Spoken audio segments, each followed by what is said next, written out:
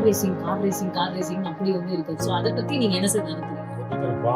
ஏன் அவர் சினிமாவை ஏன் இல்ல அப்படின்னா ஏமா ஒரு படம் நடிச்சாலும் கிட்டத்தட்ட 500 பேர் போயிட்டான். அவருக்கு போய் கார் ரேசிங் என்ன அர்த்தம்? அது மகா தவறுல தெரியாதனமா சினிமா வந்து சூஸ் பண்ணிட்டோமே அப்படின்னு ஃபீல் பண்ண நாட்கள் தான் இந்த மாதிரி. ஒரு நாள் ஃபீல் பண்ண ஒரு நாள் அதை திங்க் பண்ண டைம் இல்லை. ஆளுக்கு அவரே ஜீனியஸ். எந்த சேர்ல உட்காந்துட்டு தெரியுமா? ஐயோ சாரி சார், உங்க சேர்ல தெரியாம உட்காந்து தெரியாதுட்டேன். உட்காரியா அனந்து உட்காந்து சரியா இன்டர்வல் முடிஞ்ச நேரம் வெளியே வந்துடுறேன் சார். எல்லாம் அப்படி பாராட்டுறாங்க. 4 வரைக்கும் ஒரு படம் பண்ண போறோம். இந்த படத்தை நீங்க போட்டு சார் 100 நடிகை சார் முக்கியம். ஒரு படம் போட்டு பண்ணா 100 படம் டைரக்ட் பண்ண மாதிரி சார். ரீ-ரிலீஸ் ட்ரெண்ட்ஸ் வந்து இப்போ நிறைய போயிட்டு இருக்கு. எங்க பார்த்தாலும் வந்து இந்த படம் ரீ-ரிலீஸ் பண்றாங்க. சோ அத பத்தி நீங்க எப்படி சார் பாக்குறீங்க? ஏன்னா ரீ-ரிலீஸ் பண்ண கதை இருக்கு, சென்டிமெண்ட் இருக்கு, காமெடி இருக்கு, எல்லாமே இருக்கு. First lady super star P N Janaki தான். 1000 தலைவங்க அபூர்வ சிந்தாமணி அவங்க சிந்தாமணி. ஆனா அந்த படத்துல ஜூனியர் ஆர்டிஸ்ட் நடிப்பாரு. அப்ப எம்ஜிஆர் சார் வந்து எங்க அப்பா வந்து பொண்ணு கேக்குறாரு, பிஎன் ஜானகி கல்யாணம் பண்றேன். எங்க அப்பா ஆன்மீகத்தை பத்தி உங்களோட புரிதல் அல்லது உங்களோட ஒரு ஒப்பீனியன் கருத்து அப்படின்னா என்ன சார் சொல்லுவீங்க? அது வந்து ஒரு இப்படி சொல்லாம நான் சொல்றேன். எங்க அம்மா வந்து கிறிஸ்டியன், எங்க அப்பா வந்து இந்து, ஆர்த்தடாக்ஸ் இந்து. எங்க அம்மா வந்து ஆர்த்தடாக்ஸ் கிறிஸ்டியன். அதனால நான் கிறிஸ்டியானிட்டி தான் ஃபாலோ பண்றேன். எங்களுக்கு தெரிஞ்சு உங்களோட தேவன் இயேசு கிறிஸ்து மட்டும் தான். அதெல்லாம் வணங்கணும். நான் இன்னைக்கும் இயேசு கிறிஸ்துவ வணங்குறேன். ஒரு சாட்சிகள் சொல்றேன். கிறிஸ்டியன்ஸ் யூடியூப் நிறைய இருக்குது. அதாவது ரொம்ப முக்கியமான விஷயம் என்னன்னா, என் லைஃப்ல ஒரு ஸ்டெப்பும் அவர் தான் எனக்கு தூக்கி விட்டு பண்ணிருக்காரு. எவ்வளவு பாவங்கள் செஞ்சாலும் எவ்வளவு தவறு செஞ்சு மன்னிக்கிற ஒரே தேவன், இரக்கமுள்ள தேவன். அவர்கிட்ட தான் இப்பவும் நான் அவர் தான் வணங்கிட்டு இருக்கேன். ஏன் சொல்றேன்னா, தெய்வ பக்தியோட வந்தாதான் எந்த வாழ்க்கையும் எதிர்த்து ஜெயிக்க முடியும். அது இல்லைன்னா அது உங்களை பண்படுத்தாது. ஏன்னா நேரடி வந்தா என்ன உனக்கு நான்ற ஒரு அகம்பாவம், அது இல்லாம பாத்துக்கிறது தெய்வ பக்தி தான். அதே மாதிரி நான் ஜீசஸ் தான் கும்பிடுவேன். 2 times மினிமம் 40 minutes ப்ரே பண்ணுவேன். அந்த 40 minutes ப்ரே பண்ணும்போது எங்களுக்கு சொல்லியிருக்காங்க, மற்றவர்களுக்காக நீ ஜெபம் பண்ணுங்க. என்னை வச்சு படத்தை டைரக்டர் இருக்கிற 60-70 பேர் இருக்காங்க. அவ்வளவு பேர் சொன்னேன் போன் ஜெபம் பண்ண, அவ்வளோ ப்ரொடியூசர் ஜெபம் பண்ணுவேன். என் கூட ஒர்க் பண்ண கொலீக்ஸ், நடிகர் எல்லாருக்கும் நான் ஜெபம் பண்ணுவேன். ஆரம்பிச்சேன்னா விக்ரம் சார், ஆரம்பிச்சா ரவிக்குமார், பாண்டியராஜன், சேரன் சார், சித்தி காந்தி, காரைக்குடி சுந்தரச்சு, சுராஜ், சித்ரா, ராமநாதன், ராஜ்குமார், காளிதாஸ், செல்வா, வி சேகர், செல்வமணி, வசந்து, பாரதிராஜா, பாலச்சந்தர், பாலு, கஸ்தூர்ராஜா, வாசு, விஸ்வா, பாபு, சுபாஷ், கமலேஷ், மனோபாலா, அப்படியே போயிட்டே இருக்கும். ஃபுல் ஷூட்டிங் ஃபுல்லா. இப்போ லேட்டஸ்டா பிரபு சீனிவாஸ் ஒரு படம் டைரக்ட் பண்ணாரு. அவரு எல்லாம் அஜித், ரமேஷ் எல்லாரும் பண்ணுறோம். ஏன் பண்ண 100 டேரக்டர் பேர். இப்போ நீங்க சொன்னீங்களே நம்ம அஜித் சரியும் தேவயானி தொடர்ந்து அந்த மூவி. ஸோ அந்த மூவில வந்து நீங்க ஒர்க் பண்ணிட்டு இருக்கும்போது அவங்களுக்கு கூட இருந்த அந்த ஃப்ரெண்ட்ஷிப் எப்படி இருந்துச்சு? அதாவது அவங்க ஆன் ஸ்கிரீன் ஆஃப் ஸ்கிரீன் வந்து அஜித் சாரும் தேவயானி மேமும் எப்படி இருப்பாங்க? அஜித் அது ஜாலியா இருப்பாங்க. தேவயானி அங்க இருந்து வரும்போது நான் கிண்டல்லாம் பண்ணுவோம். நாங்க வந்துட்டாங்க ஜென்ரேட்டர் ஆன் பண்ணுமா அப்படின்னு, ஜென்ரேட்டர் ஆன் அப்படி கத்துவோம். அவங்களே வந்து சொல்லுவாங்க. நாங்க சொல்லுவோம்ல, வந்து அவங்களே கத்துவாங்க ஜென்ரேட்டர் ஆன் அப்படின்னு வருவாங்க. அந்த மாதிரி அஜித் அந்த ரொம்ப அன்பா பழவாங்க. அமர்கள் ஷூட்டிங் ஏதான். ஏன்னா அதுக்கப்புறம் அஜித்துக்கு வந்து ரொம்ப அந்த படத்தை முன்னெடுத்துல கொடுத்து அஜித் நடிச்சிருக்காரு. அப்புறம் நீ வேற அஜித் நடிக்கிறாரு. அப்புறம் எல்லா படம் அவரும் நடிக்கிறார். அமர்க்கலாம் பார்த்தா அஜித் அப்படியே போய் பின்னாடி அஜித்தோட ஆளாயிட்டாங்க கட்சியில. அவர் கூட உங்களுக்கு ஏதாவது மறக்க முடியாத மெமரி ஏதாவது இருக்கு சார்? எவ்வளவு விஷயங்கள் இருக்கு. யோசிச்சு பாருங்க, யார் கொடுக்குறாங்க. அதுதான் நிறைய விஷயங்கள் பண்ணுவாரு. ஷூட்டிங் நடக்கும்போது அமர்கலம் ஷூட்டிங் நடக்குது. அது நல்ல காமெடி. அமர்கலம் ஷூட்டிங் நடக்கும்போது நான் வந்து செஞ்சியில் கோட்டையம் ஷூட்டிங். சரண் தான் டைரக்டர். சரண் சார் தான் டைரக்டர். அவரும் தான் அட்டகாசம். அவ்வளவு பேர் கேரக்டர் கொடுத்தாரு. அந்த கேரக்டர் கொடுக்க சார் ரமேஷ் விட்டுறாதீங்க, நல்ல கேரக்டர் அப்படின்னு சொல்லி நிகழ்வுலாம் சொல்லி அட்ரஸ் அந்த அட்வைஸ் பண்ணாங்க. சரி நடிக்கிறேன். சிங்கம் புலின்னு ஒரு கேரக்டர் நடிச்சுட்டு இருக்கிறேன். அப்போ நான் அஜித் சொல்றேன், அஜித் பயங்கர ஓப்பனிங், ரஜினி சார் படம் மாதிரி அவர் ஓப்பனிங். அவர் படம் ஓப்பனிங் பயங்கர பிரம்மாண்டமா இருக்கும். உங்களுக்கு நல்ல ஃபியூச்சர் பெரிய ஆளாகிட்டு, ஆனா வாழ்க்கையே கெடுத்துக்காது. சினிமாவில் நடிகெல்லாம் கல்யாணம் பண்ணி லைஃப் ஸ்பாயில் பண்ணிக்காது. நல்ல குடும்ப பொண்ணை பார்த்து நல்லபடியா கல்யாணம் பண்ணி சந்தோஷமான அட்வைஸ் பண்ணுங்க. இது வந்து இந்த மாதிரி சரண் சார் பார்க்குறாரு. என்ன பேசுங்க சார், வாங்க என்ன பண்றீங்க? இல்ல அஜித்துக்கு அட்வைஸ் என்ன அட்வைஸ் பண்றீங்க? இல்ல சினிமா நடிகை கல்யாணம் பண்ணா வாழ்க்கை அவ்வளவு சரியா இருக்கு. அவரும் ஷாலினி லவ் பண்ணுறாங்க. 2 மாசத்துல கல்யாணம் நடக்க போகுது. ரொம்ப பேசுங்க சீன் படத்தை விட்டு தூங்கி வாங்கிடுச்சு. அவ்வளவுதான். அப்ப 3 நாள் சைலண்ட். அது ஷாலினிக்கெல்லாம் தெரிஞ்சு போச்சு. ஷாலினி எப்ப பார்த்தாலும் என்ன பார்த்து சிரிப்பாங்க. அந்த மாதிரி எல்லாம் நடந்திருக்கு. இப்போ வந்து நீங்க ஒர்க் பண்ண அஜித் சார் அவர் வந்து இப்போ கம்ப்ளீட்டா வந்து பாத்தீங்கன்னா கார் ரேசிங் அப்படி வந்து இருக்காது. சோ அத பத்தி நீங்க என்ன சார் நினைக்கிறீங்க? அதை பத்தி எனக்கு கோவம் தான் வருது. ஏன் அவர் சினிமாவை ஏன் இல்ல அப்படின்னா ஏமா ஒரு படம் நடிச்சாலும் கிட்டத்தட்ட 500 பேர் போயிட்டான். அப்புறம் தியேட்டர் போயிடும். தியேட்டர்ல சைக்கிள் விற்கிற வரைக்கும் போயிருப்பாங்க. அவருக்கு போய் இந்த கார் ரேஸ் தானே இருப்பான். அது மகா தவறல. அது எனக்கு பிடிக்கவே இல்லை. இவர் கார் ரேஸ் ஓட்டி யாருக்கு என்ன லாபம்? அப்புறம் அவரோட ஒரு பேஷன் தானே சார் அது. பேஷன் இருக்க சினிமா ஒதுக்க கூடாது.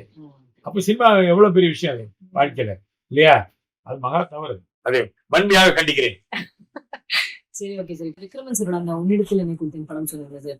அந்த படம் வந்து நீங்க இப்போ நீங்க வந்து அந்த டைம்ல டைரக்ட் பண்ணிட்டு இருக்கீங்க. பட் அந்த படத்துக்கான அந்த ஆக்டிங் வாய்ப்பு, அந்த காஸ்டிங் வந்து எப்படி அது வந்துச்சு? எப்படிங்கம்மா விக்ரம் சார் அப்படின்னா அவர் வந்து ரவிக்குமார் வந்து விக்ரம் சார் அசோசியேட் ஒர்க் பண்ண தெரியுமா?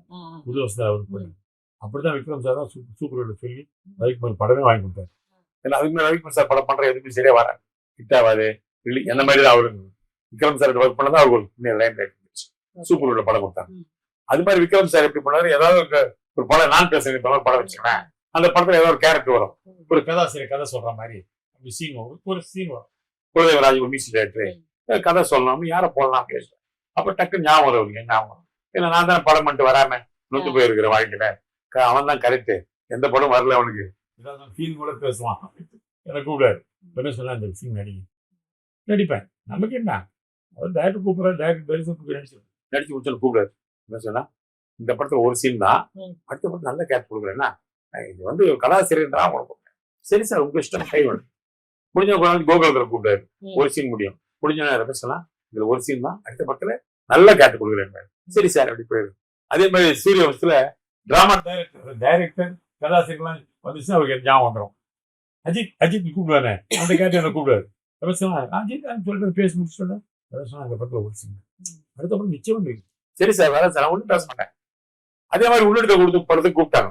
நான் போய் ஒரு சீன் நடிச்சிட்டு நானும் நேராக போய் இருக்கிறேன். சார் அடுத்த படத்துல நல்ல கேரக்டர் கொடுங்க சார், நீ கிளம்புங்க. பாப்பா நல்ல சீன் இருக்குப்பா, பாப்பா சொல்லுங்கப்பா வரமாட்டேன், நாளைக்கு வர சொல்லுன்னு எல்லாம். அப்புறம் லிங்குசாமி, ராஜகுமாரன், ஷாஜகான் அசிஸ்டன்ட் டைரக்டர், ரவிசங்கர் எல்லாமே அசிஸ்டன்ட் டைரக்டர் அவங்களாம் பிடிக்கணும். சார் நல்ல கேரக்டர் விட்டுறாதீங்க, நல்ல என்ன விட்டுறாதீங்க, இல்லை ஒரு சீன் தானே கொடுப்பேன், 2 சீனா சார் நீங்க படம் வாங்க ரவிசேனா. அப்புறம் வந்து டெய்லி கூப்பிடுறேன், டெய்லி போயிட்டு இருக்கேன் ஷூட்டிங். அப்புறம் நட்புக்காக அட்வான்ஸ் வாங்கி பிரேக் டவுன் போட்டு ஒர்க் பண்ணிட்டு இருக்கேன். அப்பதான் கூப்பிடுறேன், நான் நடிக்க போயிட்டேன். ஷூட்டிங் நடக்குது, குஷால் தாசன் ஒரு பங்களா இருந்துச்சாங்க, அங்க மேல ஷூட்டிங் முன்னெடுத்து கொண்டு நடக்குது.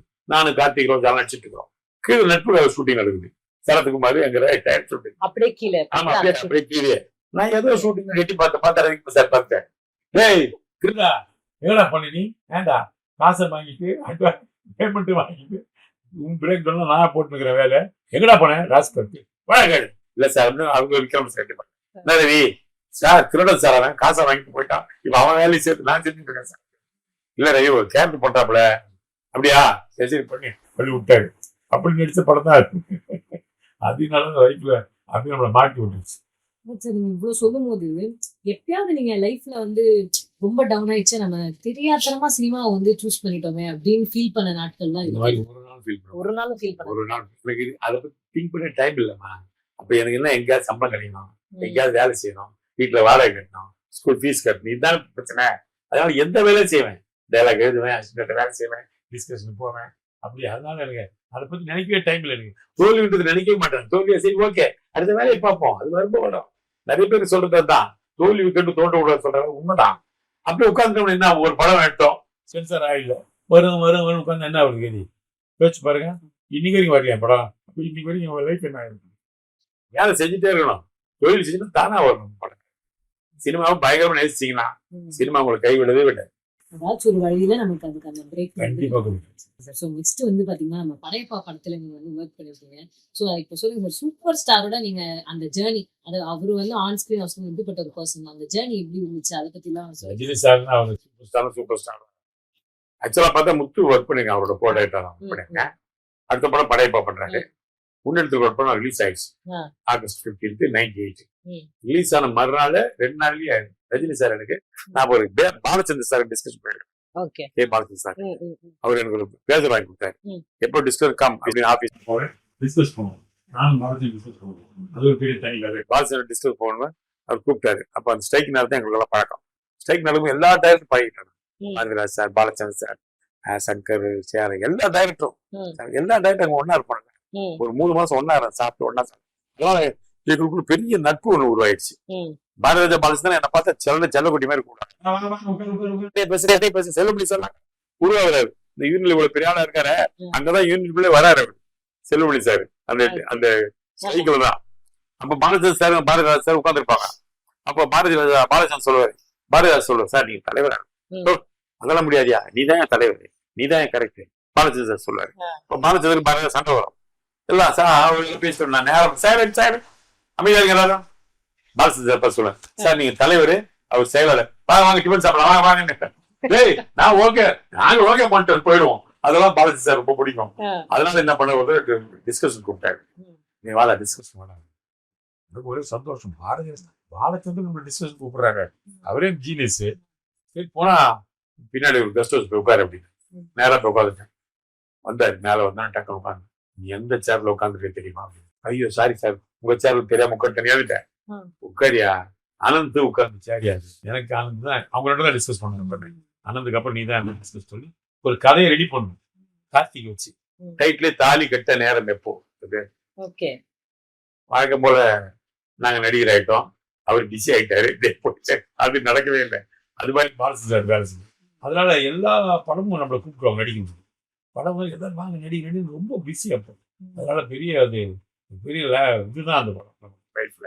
Okay sir. இப்போ இந்த இதே படையப்பா படத்துல ஆரம்பத்துல சொன்னதுதான். ஆமா கேளுங்க முடிஞ்சா அதே பேசுற வச்சிருந்தானே பேசுறதுல போய் பாலச்சந்திரன் போயிட்டேன்.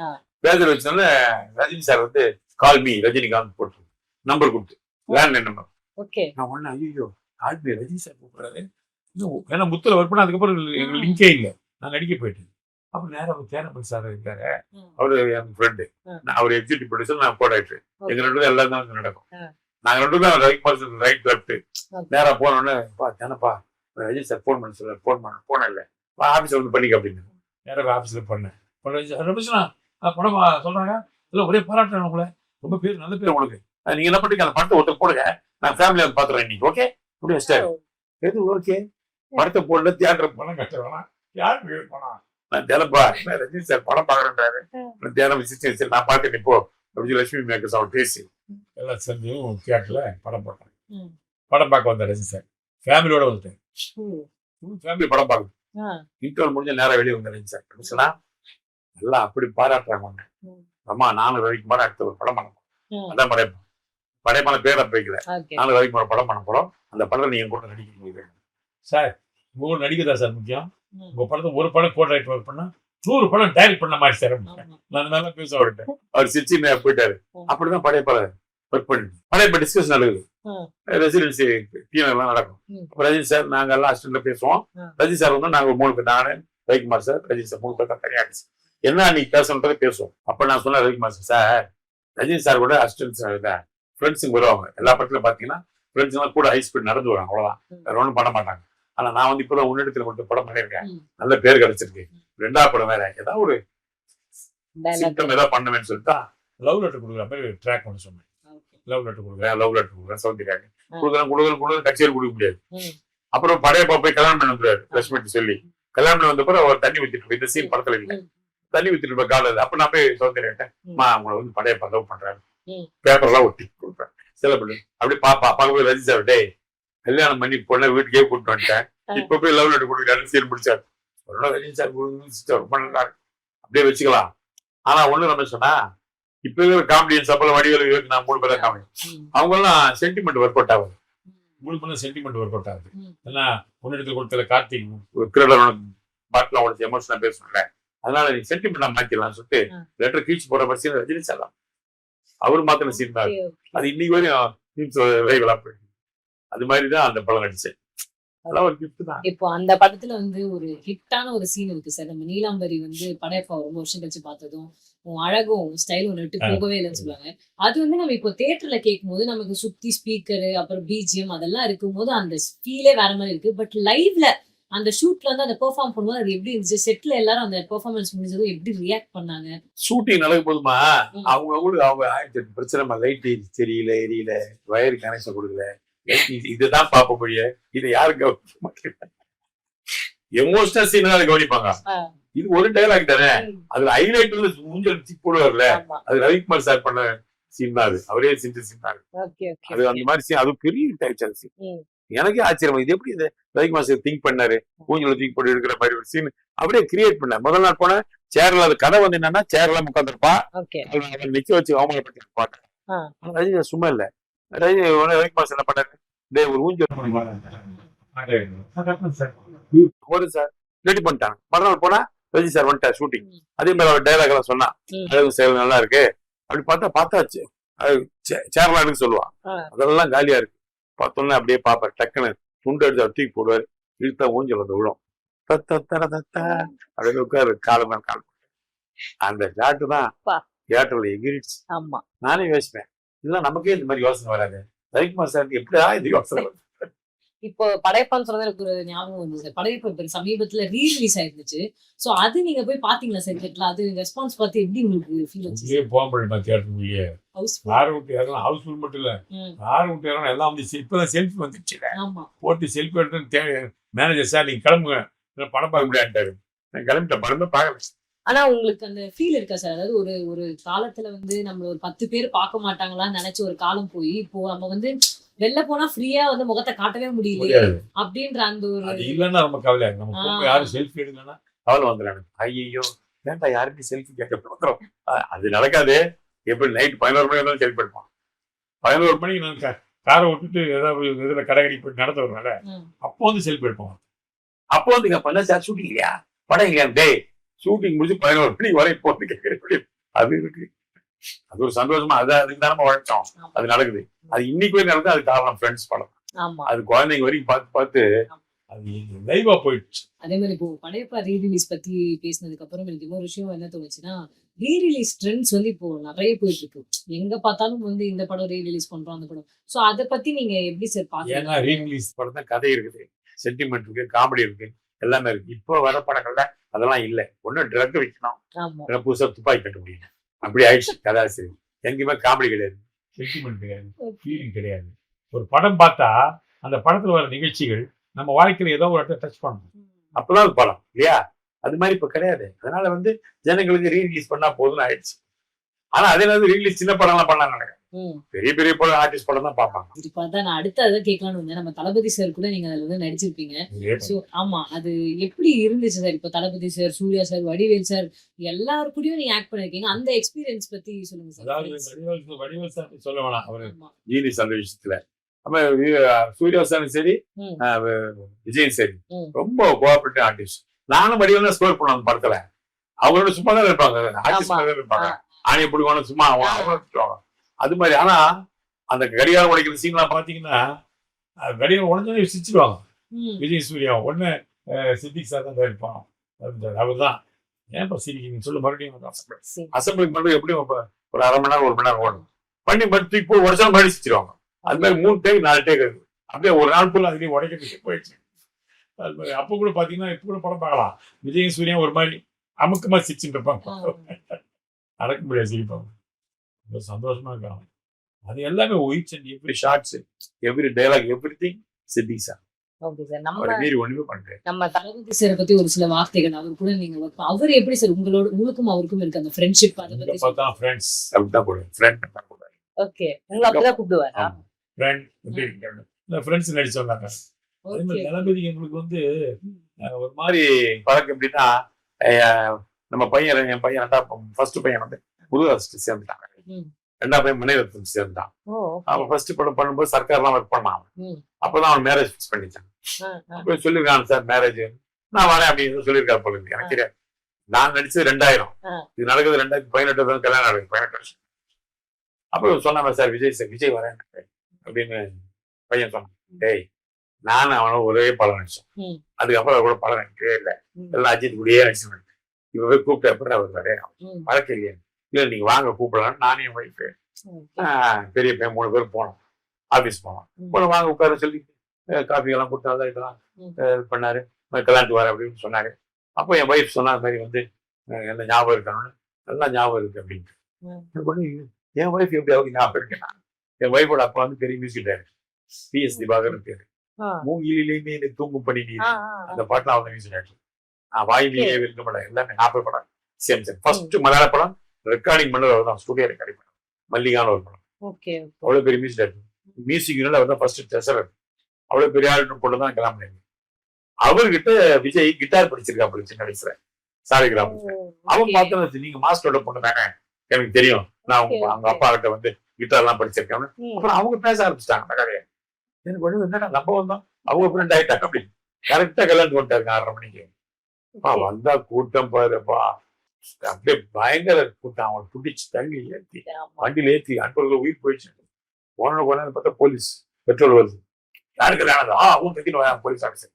என்னங்க சார், நீங்க ஒரு படம் தான் நடிச்சிருக்கேன், 2 படம் நடிச்சிருக்கேன் சார். என்ன சார் நீங்க கல்யாணம் சொல்ல வேணாம் சார், எவ்வளவு கூட்டம் வெளியே வந்து பாருங்க, 2 ஹவர் நிற்குது. சொல்லி நாங்க டைவர்ட் பண்ணிருப்போம்ல சார். எனக்கு விஜய் வருவான் நம்பிக்கையே இல்லை சார். எனக்கு ஏதோ நான் கொடுத்தேன், அவர் கரெக்டா வந்துட்டாரு அப்படின்னு சொன்னேன். அது மாதிரி விஜய் கல்யாணத்துக்கு வந்து ஒரு பெரிய கிஃப்ட் எங்களுக்கு இன்னைக்கு வரைக்கும். சரி, இன்னுமே நீங்க விஜய் சார் சூர்யா சார் கான்டாக்ட்ல இருக்கீங்களா? அதாவது சினிமாவில் எப்படின்னா எல்லாருமே பிஸிமா, யாருமே அந்த சினிமா ஷூட்டிங்னா தான் பேசுவோம். அதுக்கப்புறம் கான்டாக்ட் பேசி அந்த மாதிரி அதுக்கான டைமே கிடையாது. பார்த்தா நல்லா பேசும், அது ஒரு விஷயம். அதுக்காக சும்மா சூர்யா எப்படி இருக்கு அப்படின்னு கேட்கறது.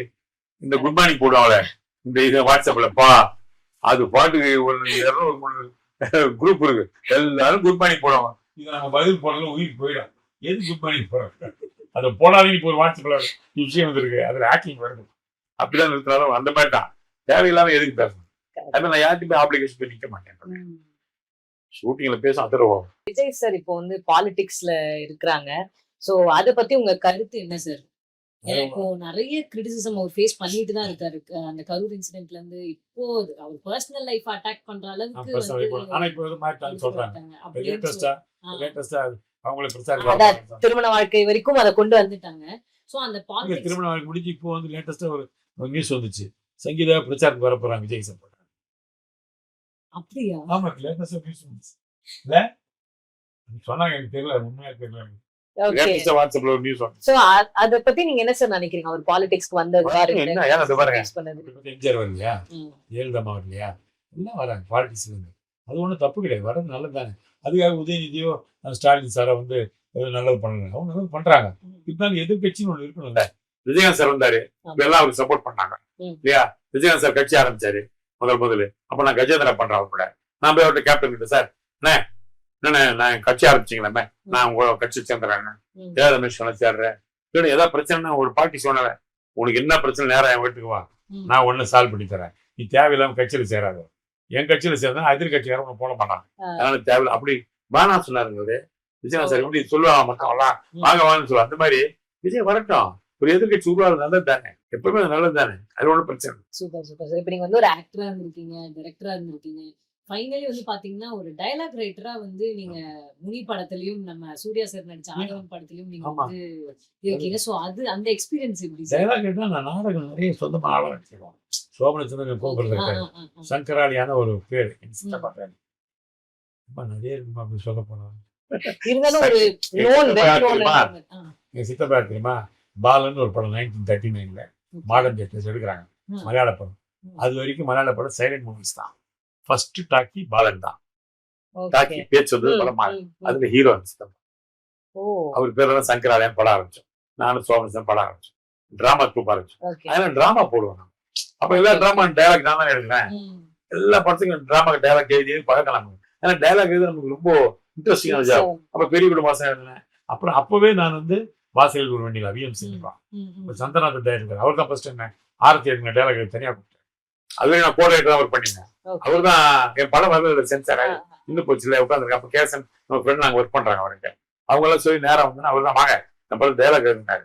சந்திரநாத் பேர் அவர் படம், அது அவர் பிவாஸோட கோஆர்டினேட்டர். அதுக்கப்புறம் பிவாஸ் அசிஸ்டன்ட் எல்லாம் ரஃபி ஆகட்டும், அருள் ஆகட்டும், எல்லாம் நம்ம படம் கொடுக்க ஆரம்பிக்கிறோம். அப்படிதான் வாசல் ஒரு வண்டினா.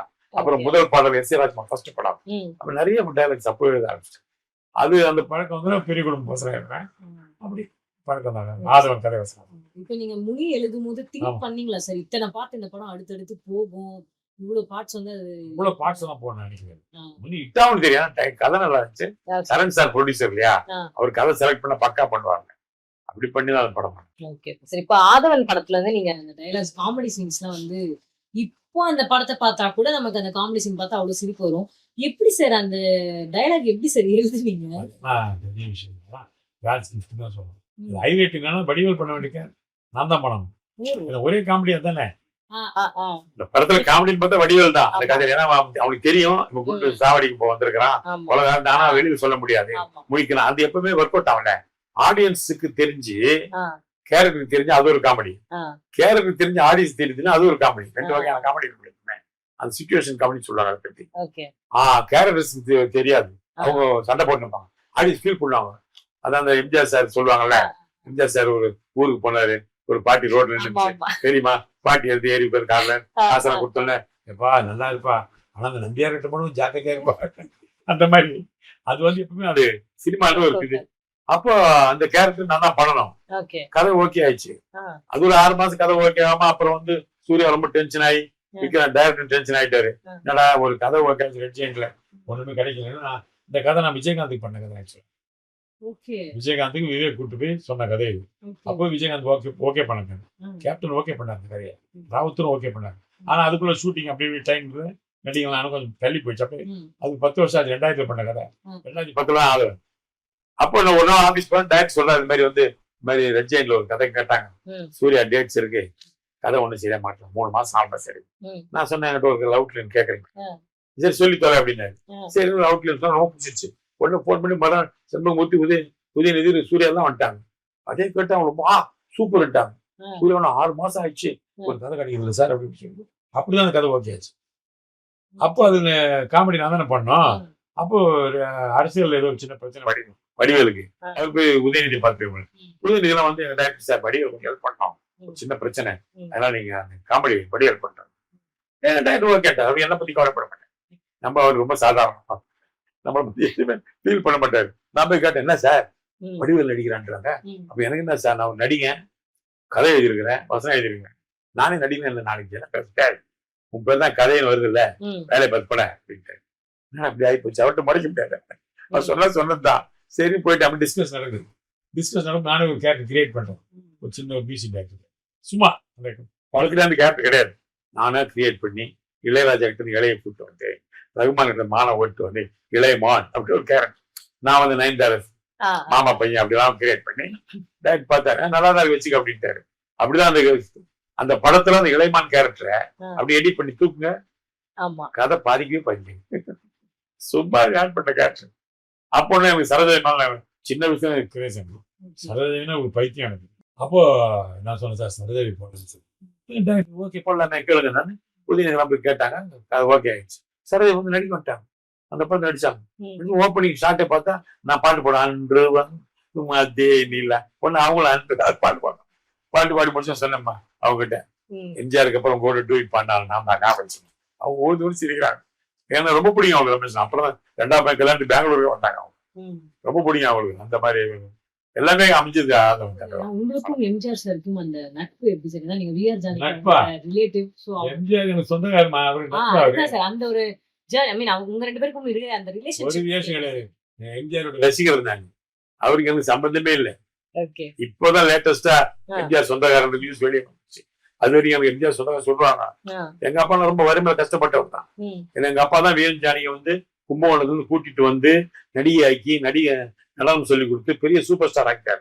First super star lady star சொல்ல Nayanthara, first lady super star V N Janaki மாடா. 1000 தலைவாங்க அபூர்வ சிந்தாமணி, அவங்க சிந்தாமணி. ஆனா அந்த படத்துல ஜூனியர் ஆர்டிஸ்ட் நடிப்பார் எம்ஜிஆர். அப்ப எம்ஜிஆர் சார் வந்து எங்க அப்பா வந்து பொண்ணு கேட்கிறாரு, விஎன் ஜானகி கல்யாணம் பண்றேன்னு. எங்க அப்பா சம்மதிக்கல, நீ ஜூனியர் ஆர்டிஸ்ட் அவர் பெரிய சூப்பர் ஸ்டார், முடியாது பணத்துக்காக பண்றேன்ட்டு. இல்ல பரவாயில்ல தகராறு பண்ணி எங்க அப்பா அவர் மேல கேஸ் போட்டு எங்க அப்பா கேஸ் வச்சுச்சாரு. எம்ஜிஆர் கேஸ்ல தோத்தாரு. எம்ஜிஆர் அரசியல் அப்படி சினிமா இருக்கட்டும் தோத்த ஒரே இடம் எங்க அப்பா கிட்ட மட்டும். ஆனா என்னாச்சு, எம்ஜிஆர் கேஸ்ல தோத்தாலும் வாழ்க்கையில ஜெயிச்சிட்டாரு, எங்க அப்பா கேஸ்ல ஜெயிச்சாலும் வாழ்க்கையில தோச்சிட்டாரு. ஏன்னா எம்ஜிஆர் சார் பொறுத்தவரைக்கும் ரொம்ப ஒரு என்ன பொன்மனச்செம்மல் சொல்றாங்களே, அது மாதிரி உதவுவதுல அவர் மாதிரி ஒருத்தரை நீங்க பார்க்கவே முடியாது. ஒவ்வொருத்தரும் சொல்லும்போது நம்ம ஷாக் ஆகிப்போம். இப்பதான் யோசிக்கிறேன், எங்க அப்பா ஏன் விட்டாரு அப்படின்னு. எங்க அப்பா போக மாட்டாரு, அந்த பக்கமே போக மாட்டாரு. அவர் ஒரு ஈகோ இருந்திருக்கலாம் அந்த காலத்துல, அவங்களுக்குள்ள என்ன கிளாஸ் தெரியல. அவர் 5 சாப்டர் எழுதி நானின் பிறந்தாங்க, கார்டியன் எங்க அப்பா தான். அது அப்படிதான். அதனால எம்ஜிஆர் சார் நான் நேரா பார்த்திருக்கிறேன், அதெல்லாம் வேற விஷயம். ஆனா நாங்க சொந்தக்காரன் பேசி பழகினது. ஜானகி அம்மாவே ரொம்ப காலம் கழிச்சு தான் பார்த்தேன். ஏன்னா ஜானகி அம்மாவோட பையன் ஒருத்தர் இருக்காரு, சுரேந்திரன் ஃபர்ஸ்ட் ஹஸ்பண்ட் இவர் தான் ஓ ஓகே இவர் தான் இவர் வந்து எம்ஜிஆர் தான் வளர்த்தாங்க ஃபுல்லா குழந்தையில இருந்து. ஏன்னா அவர் என்ன பண்ணார் கிளம்பி பத்தவர் நானே கல்யாணம் ஒரு குழந்தை பிறந்துச்சு அவர் ஊருக்கு போய் மைசூர் போய் சுசிலான ஒரு பொண்ணை கல்யாணம் பண்ணிட்டேன். அப்போ ஜானகி அம்மா ஷாக் ஆயிட்டாங்க. ஏன்னா ஒரு குழந்தை இருக்கு நீ போய் கல்யாணம் பண்றீங்க இவங்க சினிமா அவர் குறைச்சிட்டாங்க. அதெல்லாம் என்ன பண்றது வீட்டுல சொந்தக்கார கல்யாணம் பண்ணி ஒரு சமாளிச்சிட்டாரு. அதனால ஜானகி அம்மா பிரிச்சுட்டாங்க அவரை. அப்போ அவங்களுக்கு வேதனை இருக்கும்ல அந்த நேரம் எம்ஜிஆர் சாருக்கும் பெருசா வாழ்க்கை மனைவினால ஒரு மனைவிக்கு டிவி எப்ப பாரு ஒரு மனைவி இறந்துட்டாங்க அவரும் வேதனை நேரம் 2 பேருக்குள்ள நட்பு உருவாச்சு. அப்படிதான் பழகினாங்க. அப்ப எம்ஜிஆர் கேஸ் போட்டதுனால அவருக்கு 1962 வரைக்கும் ஜானகி அம்மாக்கும் எம்ஜிஆர் சாருக்கும் அந்த கணவன் மனைவிட்டு லீகல் அப்ரூவல் கொடுக்கல கவர்மெண்ட். அப்புறம் தான் கொடுத்தாங்க. அதனால சொந்தக்காரர் உறவினர். ஆனா அதனால நாங்க எந்த பலனாக இப்ப எல்லாரும் சொல்றாங்க அவங்க சொந்தக்காரன்னு சொல்றாங்க. நாங்க சொல்றேன் இத்தனை நேரமா ரொம்ப பொறுமையா நான் கேட்ட எல்லாத்துக்குமே நீங்க வந்து ரொம்ப அழகா பதில் சொன்னீங்க. அண்ட் கண்டிப்பா பார்த்துட்டு இருந்த அவங்களுக்கும் தெரிஞ்சிருக்கும். ஏன்னா நிறைய விஷயங்கள் சினிமா ஃபீல்ட்லயே இருந்தாலும் ஒரு விஷயம் வந்து நீங்க சொன்ன மாதிரிதான் என்னைக்குமே அதை நம்ம வெறுக்காம அதை வந்து நம்ம நேசிச்சா கண்டிப்பா அதை நம்ம என்னைக்குமே கை விடாது அப்படின்னு. முதல் உதாரணம். ஆமா. சோ அந்த விஷயத்த நீங்க ரொம்ப அழகா வந்து நிறைய விஷயங்களை எக்ஸ்பிளைன் பண்ணீங்க. சோ ரொம்ப ரொம்ப ரொம்ப நன்றி சார். அண்ட் நீங்களும் வந்து இந்த விஷயம் எல்லாம் பார்த்திருப்பீங்க. நான் ரொம்ப இன்ஸ்பிரேஷனலா இருந்துச்சு எனக்கு இந்த இன்டர்வியூ. சோ மேலும் இந்த மாதிரி வீடியோஸ் பார்க்கணும்னா தொடர்ந்து தினசெய்தி சேனலை ஃபாலோ பண்ணுங்க, சப்ஸ்கிரைப் பண்ணுங்க, அண்ட் மறக்காம கமெண்ட் செக்ஷன்ல கமெண்ட் பண்ணுங்க. நன்றி, வணக்கம். வணக்கம். தினச்செய்திக்கும் என்னோட மனமார்ந்த வாழ்த்துக்கள். ஏன்னா எங்களை போன்ற கலைஞர்களை போய் மக்களை போய் சேர்றது ரொம்ப முக்கியம் இல்லையா? முதல்ல மாதிரி கிடையாது. இப்பெல்லாம் நீங்க தான் எங்க கூட போய் சேர்க்கணும். அது அருமையா பண்றாங்க தினச்செய்தியில. அதனால அவங்களுக்கும் நிர்வாகத்திற்கும் எல்லாருக்கும் டெக்னீஷியன்ஸ் எல்லாருக்கும் நன்றியை தெரிவிச்சுக்கிறேன். மறக்காம தினச்செய்தி யூடியூபை சப்ஸ்கிரைப் பண்ணுங்க, லைக் பண்ணுங்க, ஷேர் பண்ணுங்க, கமெண்ட் பண்ணுங்க. ஓகே.